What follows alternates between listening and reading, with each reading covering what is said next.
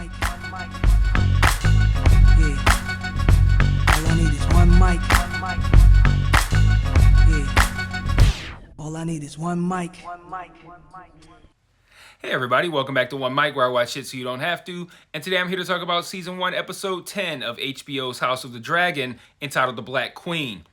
Now, before I get started, I want to mention a couple of things up front. First, I want to again implore you all to follow me on social media. Twitter is at One Mic Network. You can just search One Mic on Facebook. I plan on being a lot more active, particularly on Twitter, and I'm going to be posting, news and updates, things that I'm not going to make videos for. So it's a good place to kind of keep up with the news of what's going on with this channel. And also, if you're a big fight fan, kind of follow me when I live tweet sporting events. And then also I want to give a shout out again to my patrons. If you're interested in becoming a patron, there's a video called Major Announcement on this feed. And then there is also a link to the Patreon in the episode description. So shout out to Delvin Cox, Brett Factual, Dez, Justin Smith-Williams, Brian Turner, Dancing Lights, and Margaret Moffett. So obviously the title of this episode, The Black Queen, is referring to Rhaenyra. And I think one of the thing that I want to talk about first about this episode is that this episode kind of feels like the second half of a two-part episode rather than a standalone finale. Episode 9 showcased how Team Green dealt with Viserys' death, the usurping, putting Aegon on the throne, etc. And this one kind of shows how Team Black is dealing with it, dealing with also learning about Viserys' death, but also learning about the betrayals that are happening over in King's Landing. And this episode was a very good episode just on its own. But as a finale, I very much question how they structured the ending of this season. As a finale, it felt less like an exclamation point on this season and more like you guys are going to be blown away with what we have planned for season 2. And it's like, well, I'd like to get a little bit more of a stamp on season 1. Most finales are kind of the opposite. They give you your ending to season 1, but they don't do enough to set up season 2. Your best finales find that good balance. Maybe like 70% exclamation point on season 1, 30% set up season 2. This episode felt like it was almost entirely season 2 setup. And I think the issue that I have with that is the fact that, like I said, this felt like, episode 9 was part 1 and episode 10 is part 2 of this ending of this story for this season. What I think might have worked a little better, and granted, this is kind of due to the fact that, well, I'll explain it while I'm explaining it. I think that episodes 9 and 10 should have been one episode. Maybe that's episode 9, and you spend half the episode dealing with, the Team Green's response to Viserys' death, and then half the episode dealing with Team Black's. And it doesn't necessarily have to be like first half Team Green, second half Team Black. You can, interchange scenes however you see fit. And then episode 10 could have been more of a stamp on this season, and then did a little bit of setup for season 2. And the reason why I say that is because in the book, and I hate being the in the book guy, but it's important for me to make this point. In the book, the chapter in which this episode ends, so this episode ends with Luke's death. In the chapter that features Luke's death, which is a very short chapter of this book, it also features Team Black's retaliation to Luke's death. And I think if you structure episode 9 to where you have Team Black and Team Green's reactions and the fallout from Viserys' death, and you have that in episode 9, and then in episode 10 you have Team Black's retaliation, which escalates this shit way the fuck up. I think you can then kind of in the season where you put a stamp on season 1, but it doesn't feel like the finale was just part 2 of a bigger picture kind of episode. And like I said, that's me kind of nitpicking. Like it would have been, the episode is fine on its own, but it's like there is that very distinct feeling of, a distinct lack of the feeling of this being a finale for this season. and a very distinct feeling that this is just part 2 of a 2-part episode. And that's why I feel like maybe the season 1 works better if you combine that 2-part episode into one episode, and then give a finale that kind of just ties everything together and also sets up season 2, which I think they would have, which I think they could have done had they done it the way I suggested. But again, I'm no fucking expert, man. Just my thoughts. That's what you guys are watching for, is my opinion, and that's my opinion.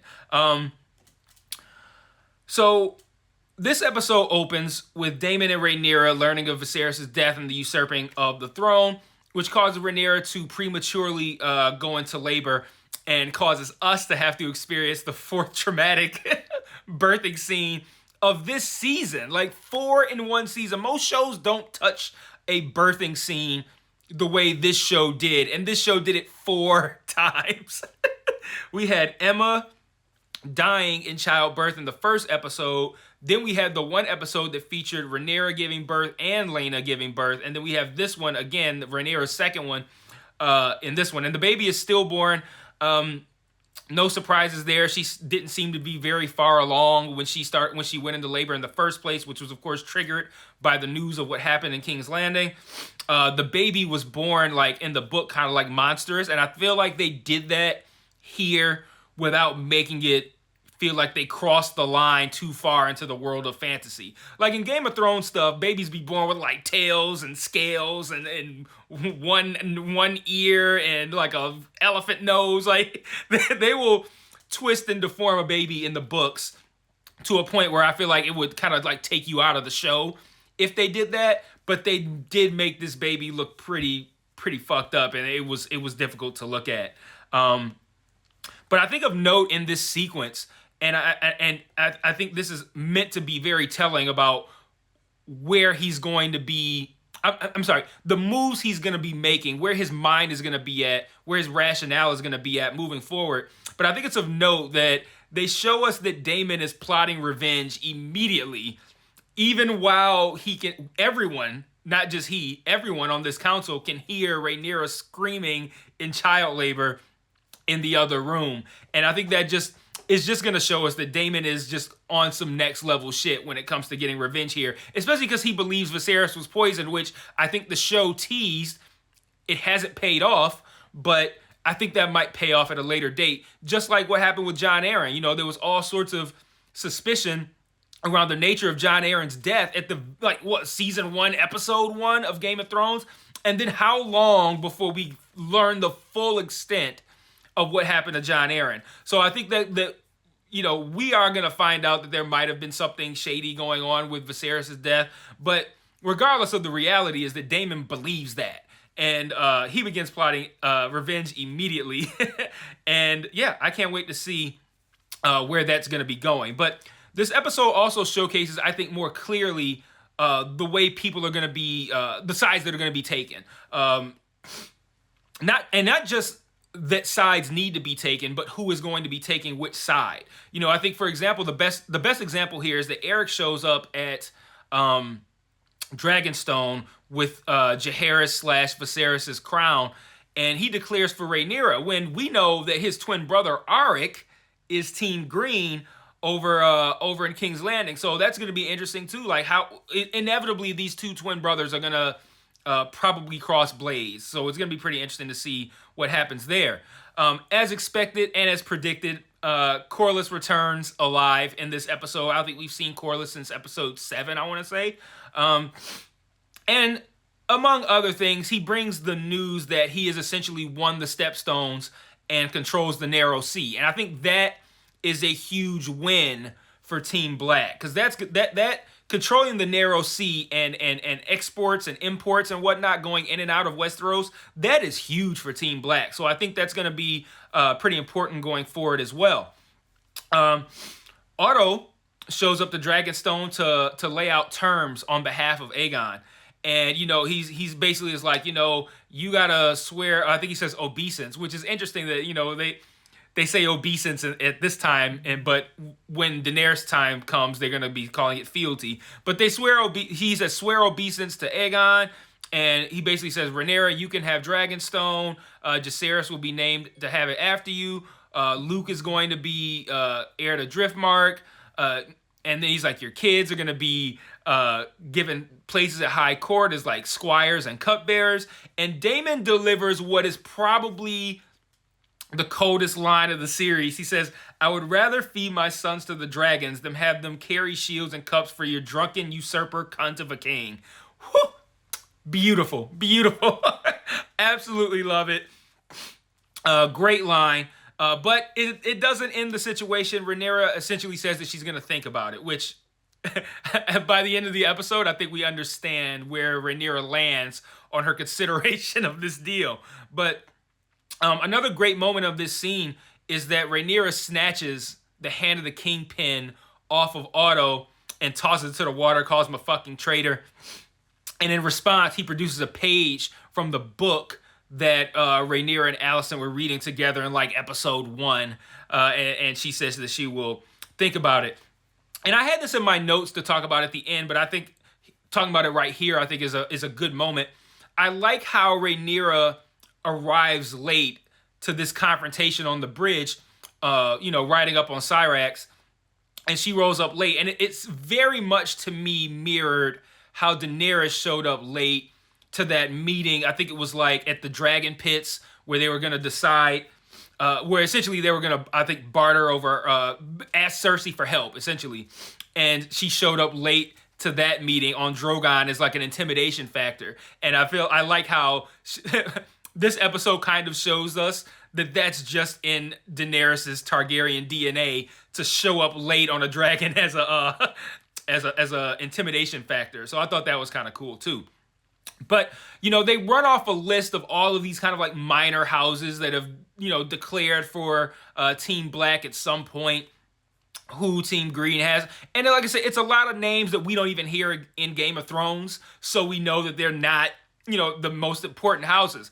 And it really comes down to houses that we are familiar with from Game of Thrones: House Stark, House Tully, and House Baratheon.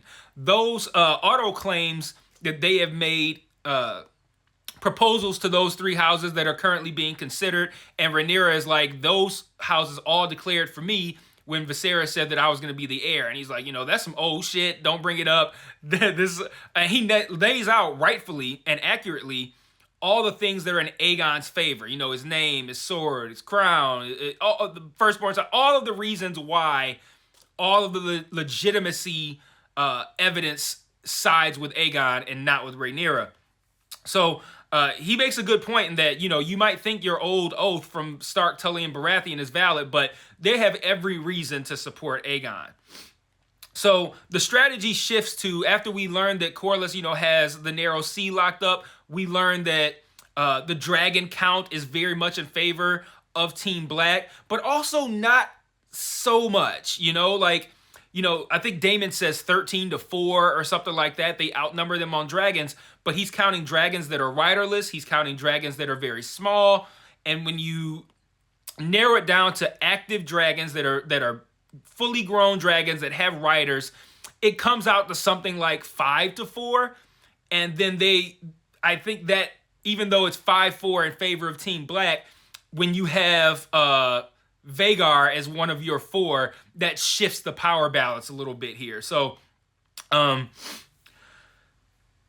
those are kind of the places in which we stand, where we know, okay, this is what Team Black has in their favor, and this is what Team Green has in their favor. And now it comes down to Stark, Tully, and Baratheon. So Jace is sent to meet with House Stark and House Tully, which we do not see in this episode.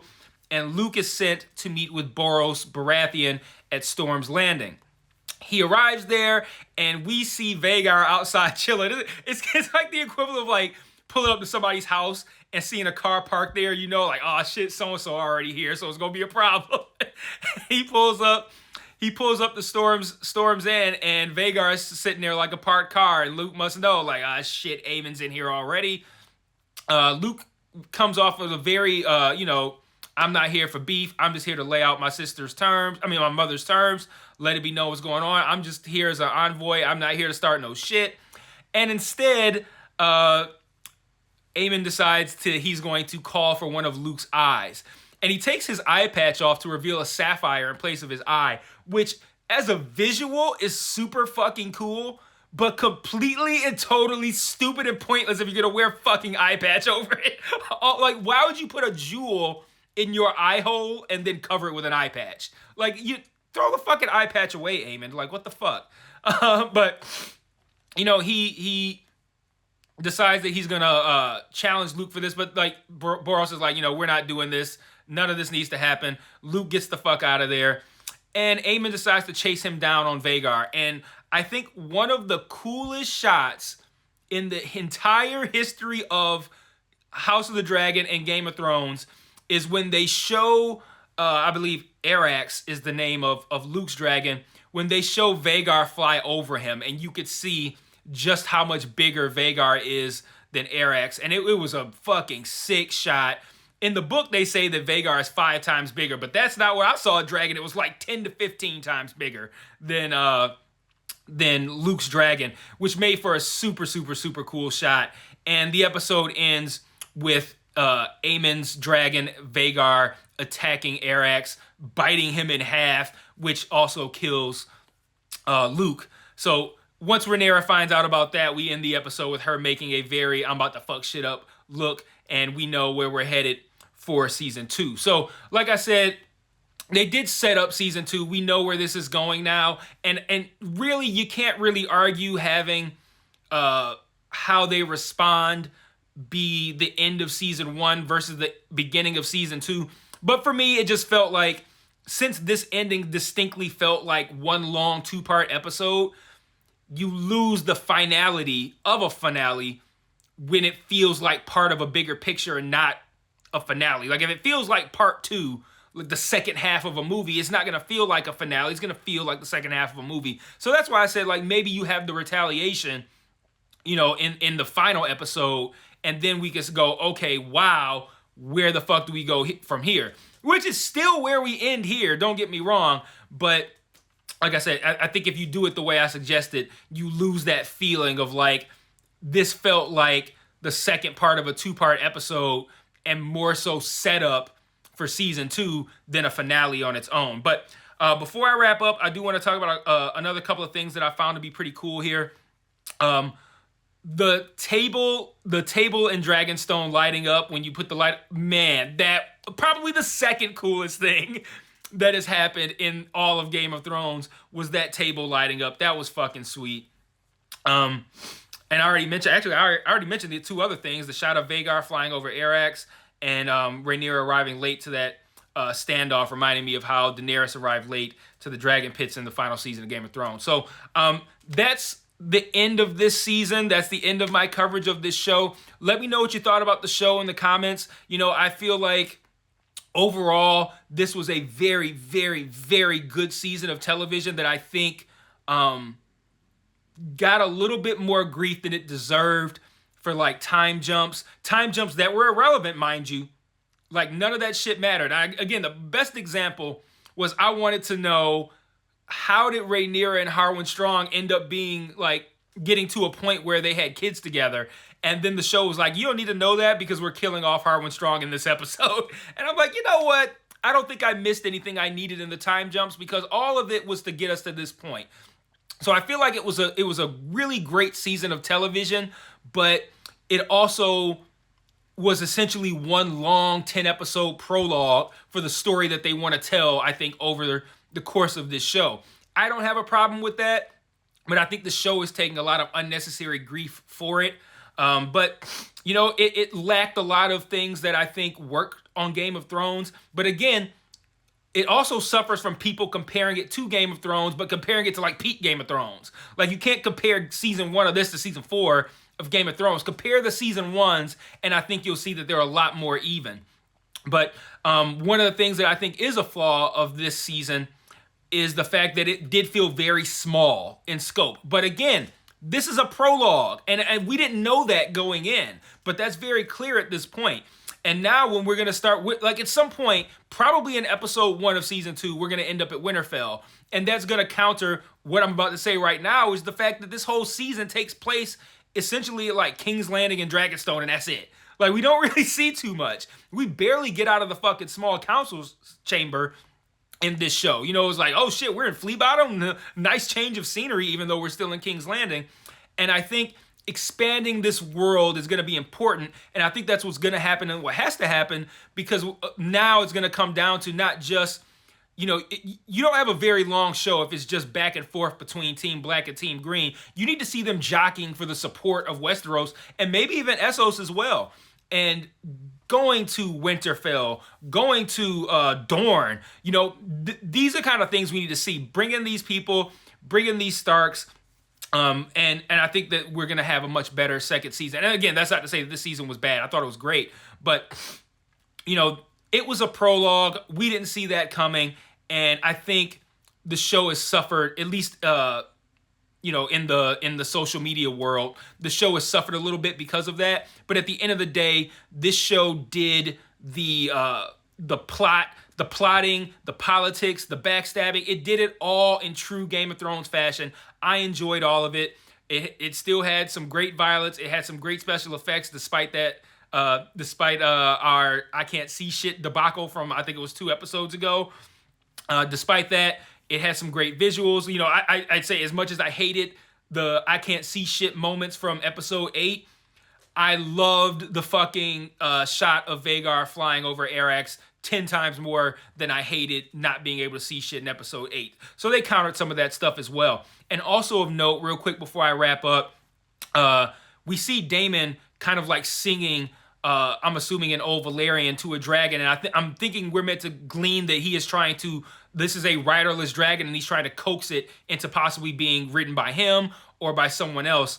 And this dragon, I believe, is Vermithor, which is the dragon of Jaehaerys. So that's the king prior to Viserys. Vermithor is one, when I saw the name, I'm like, oh, okay, I remember Vermithor. And I got him confused with Vhagar for a moment, but we spend a lot of time with Jaehaerys in the book. And obviously that is before the start of this show. So I've heard all kinds of stories about Vermithor. And I think if Daemon can get Vermithor, a writer, on his side, that's going to tip the scales and balance him a little bit more to counter Vhagar on Team Black. So that's all I got. Let me know in the comments what you thought, and I will see you guys next season whenever we get it for season 2. Continue to subscribe, continue to get the notifications, check out all the other content I have. I'm going to be starting up coverage of The Peripheral, which is an Amazon show. I'm going to record a video for that right after I finish this one to be up later today. I got a Fight Talk video coming for the patrons. So all that is coming, and I will see you guys next season for episode 2. Until then, peace.